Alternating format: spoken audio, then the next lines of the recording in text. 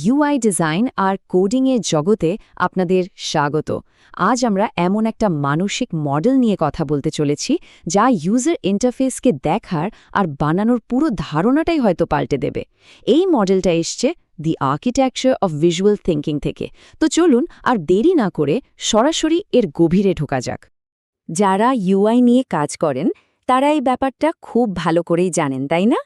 হঠাৎ করে লেআউট ভেঙে যায় আর তার কারণ খুঁজতে গিয়ে ঘন্টার পর ঘন্টা পার হয়ে যায়। কিন্তু কি হবে যদি বলি এই সব রহস্যের পেছনে একটা মূল সূত্র আছে? আজকের আলোচনায় আমরা ঠিক সেই সূত্রটাই খুঁজে বের করার চেষ্টা করব। আমাদের এই নতুন মানসিক মডেলের একদম গোড়ার কথাটাই হলো একটা আধুনিক ইউআইতে আমরা যা কিছু দেখি তার সব কিছুই আসলে একটা উইজেট, মানে একটা বোতাম বলুন, একটা টেক্সট বক্স, এমনকি পুরো স্ক্রিনের লেআউটটা পর্যন্ত সব কিছুই উইজেট দিয়ে তৈরি। বলা যেতে পারে এটাই আমাদের পুরো সিস্টেমের মূল পরমাণু। এখন প্রশ্ন আসতেই পারে, উইজেট বলতে ঠিক কি বোঝানো হচ্ছে? দেখুন, এটা কোনো জটিল জিনিস বা কম্পোনেন্ট নয়, বরং এটা হলো ইউআই-এর কোনো একটা অংশের একটা খুব সাধারণ ব্লুপ্রিন্ট বা নকশার মতো।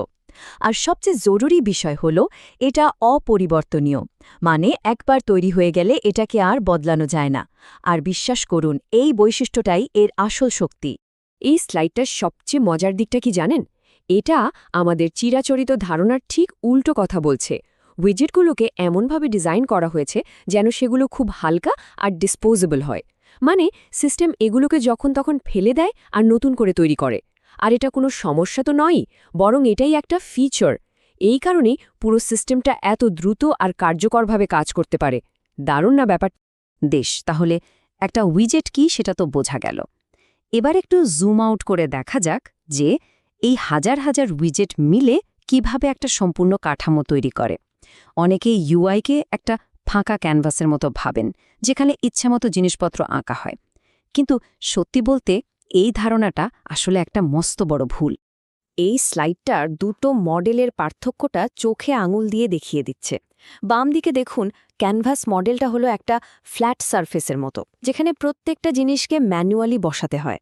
ফলাফল একটা ভঙ্গুর সিস্টেম, যেটা ডিবাগ করাটা একটা দুঃস্বপ্নের মতো। অন্যদিকে ডান দিকে ট্রি মডেলটা উইজেটগুলোকে একটা গাছের মতো কাঠামো বা হায়ারার্কিতে সাজায়। এখানে সবকিছু একে অপরের সাথে সম্পর্কযুক্ত, যা পুরো কাঠামোকে অনেক বেশি স্থিতিশীল আর অনুমানযোগ্য করে তোলে। আর এই ট্রি কাঠামোর মূল ভিত্তিটা কি? খুবই সহজ একটা সম্পর্ক, প্যারেন্ট আর চাইল্ডের সম্পর্ক। নিয়মটা হলো প্রত্যেকটা উইজেটের একজন প্যারেন্ট বা অভিভাবক থাকবে, আর তার অধীনে এক বা একাধিক চাইল্ড বা সন্তান থাকতে পারে। শুধুমাত্র এই একটা সম্পর্কই কিন্তু পুরো ইউআইয়ের গঠন আর বিন্যাসকে নিয়ন্ত্রণ করে। এখন এই ট্রিয়ের মধ্যে উইজেটগুলো মূলত দুই ধরনের হয়। একটা হলো স্টেটলেস আর একটা স্টেটফুল। স্টেটলেস উইজেটের চেহারা তার একদম শুরুর কনফিগারেশনের উপর নির্ভর করে, এটা নিজে থেকে বদলায় না। আর অন্যদিকে স্টেটফুল উইজেটের চেহারা কিন্তু ডেটা বা ব্যবহারকারীর কোনো কাজের সাথে সাথে ডাইনামিকলি বদলে যেতে পারে। তাহলে আসল পয়েন্টটা কি? পার্থক্যটা উইজেটের জটিলতা নিয়ে নয়, বরং তার আচরণ বা বিহেভিয়ার নিয়ে। এটাই মনে রাখার মতো বিষয়। দারুণ! তাহলে আমরা এখন উইজেট কি তা জানি, আর এটাও জানি যে তারা একটা ট্রি কাঠামোতে থাকে। এবার তাহলে সেই নিয়মগুলো জানার পালা যা এই পুরো সিস্টেমটাকে চালায়। এই নিয়মগুলোকে ইউআই লেআউটের জন্য অনেকটা পদার্থবিজ্ঞানের আইনের মতো ভাবতে পারেন। খুবই সহজ কিন্তু অবিশ্বাস্য রকম শক্তিশালী। লেআউট প্রক্রিয়াকে কোনো জটিল অঙ্ক হিসেবে না দেখে বরং ভাবুন এটা প্যারেন্ট আর চাইল্ড উইজেটের মধ্যে একটা খুব গোছানো কথোপকথন। আর এই কথোপকথনের কয়েকটা নির্দিষ্ট নিয়ম আছে যা পুরো ব্যাপারটাকে একদম সহজ আর অনুমানযোগ্য করে তোলে। এই কথোপকথনটা ঠিক 4টে ধাপে চলে।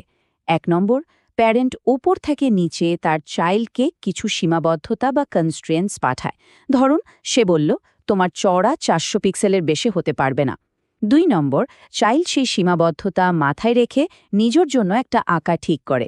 3 নম্বর, এরপর চাইল্ড নিচ থেকে ওপরে তার পেরেন্টকে জানিয়ে দেয়, আচ্ছা আমি 300 পিক্সেল চওড়া হব।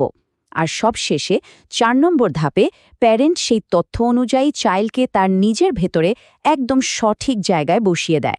সোজা কথায়, কনস্ট্রেন্টস নিচে যায়, সাইজ ওপরে আসে। এটাই হলো মূল সূত্র। এতক্ষণ আমরা যেসব তত্ত্ব নিয়ে কথা বললাম সেগুলো শুধু তত্ত্বকথা নয়, এই সব কিছু থেকে একটা অত্যন্ত কার্যকরী আর ব্যবহারিক নিয়ম বেরিয়ে আসে, একটা গোল্ডেন রুল, যা ইউআই ডিবাগিংকে অবিশ্বাস্যভাবে সহজ করে দিতে পারে। একটু ভাবা যাক তো, ইউআই লেআউটের যত রকম সমস্যা আমরা দেখি তার মধ্যে প্রায় ৯০% সমস্যার পেছনে কারণটা ঠিক কী হতে পারে। মজার ব্যাপার হলো, কারণটা আসলে একটাই, আর সেটা একবার বুঝে গেলে অনেক সমস্যার সমাধান চোখের পলকে হয়ে যায়। এবং এটাই সেই গোল্ডেন রুল। যখনই কোনো ইউআই অদ্ভুত আচরণ করছে বা লেআউট ভেঙে যাচ্ছে, তার কারণ প্রায় সবসময়ই প্যারেন্ট আর চাইল্ডের মধ্যেকার সীমাবদ্ধতা বা কনস্ট্রেন্টের সংঘাত। হয়তো প্যারেন্ট এমন কোনো কনস্ট্রেন্ট দিচ্ছে যা চাইল্ডের পক্ষে মানা সম্ভব হচ্ছে না, অথবা চাইল্ড এমন আকার নিতে চাইছে যা প্যারেন্টের সীমাবদ্ধতার বাইরে। শুধু এই একটা নিয়ম মাথায় রাখলেই দেখবেন ডিবাগিং করাটা অনেক অনেক সহজ হয়ে গেছে। পুরো আলোচনার সারমর্ম যদি একটা বাক্যে বলতে হয়, তাহলে সেটা হলো এই: কোনো বিজেটি আসলে স্বাধীন নয়, তার আকার সবসময় তার প্যারেন্টের দেওয়ার সীমাবদ্ধতার গণ্ডির মধ্যেই তার নিজস্ব যুক্তি অনুযায়ী ঠিক হয়।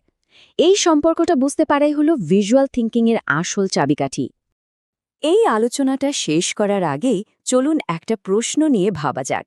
যদি প্যারেন্ট আর চাইল্ডের মধ্যেকার এই সাধারণ কথোপকথনটা এত শক্তিশালী আর গোছানো ইউআই তৈরি করতে পারে, তাহলে এই মডেলটা ব্যবহার করে আমরা ভবিষ্যতে আরও কত নতুন আর সৃজনশীল ইন্টারঅ্যাকশন বা কথোপকথন ডিজাইন করতে পারব? সম্ভাবনা কিন্তু সত্যি অফুরন্ত।